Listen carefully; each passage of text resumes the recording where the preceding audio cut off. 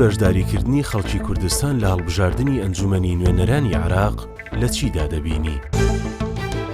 پێویستە بەتەواتی هەمووان بچینە سەر سندوقەکانی دەنگدانەوە دەنگ بدەین، چونکە هەموومان مافیۆمان هەیە دەنگ بدەین. ڕەنگە من ئەگەر دەنگ نەدەم لایەنێک هەبێ مەسەلەن دژی من بێ ئەو ڕەنگەکەی من بەکار بێنێتەوە لە دژی خۆمان. ئەس وەکی هەواڵەتێک بۆریۆمە ئەوە دەبێتن ئەم هەمی کورد بەشداری بکەین دەنگدانەدا، چونکە ئەوە تشتێکێت نەبینەوە کورد و عەرەبەدا ئەم دەبێت دەخوازم ئەو پێ خوب بکەین ژبانتێ دەبێت دەنگی خوب بدەین، دەبێت ئەم هەشیار بین و دەنگی خوب بدەینە هەر کەسێکی بدەینێ بەلێ پای بشڕاز بین و ئەو پارستنیش مۆفێمەکێتن. زۆر گرنگە خەڵکی کوردستان بەشداری لە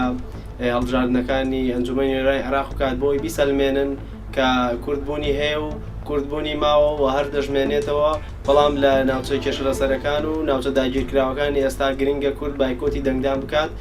بۆ ئەوەی شەرعیەت نەدا بەو وەزعی کە ئێستا لەوێ ئەگوزارێت بۆ کۆتایی هێنان بۆ دەسەڵاتی ئەوان، و پێویستە لە شارەکانی تر هەموو بە جۆش خڕۆشە بچونە سەر سندوقەکانی دەنگدان و دەنگی خۆیان بدەن بۆی بیسەلمێنن کە کوردبوونی ماوە و کوورد هەمیشە بە سەربەرزی دەمێنێتەوە.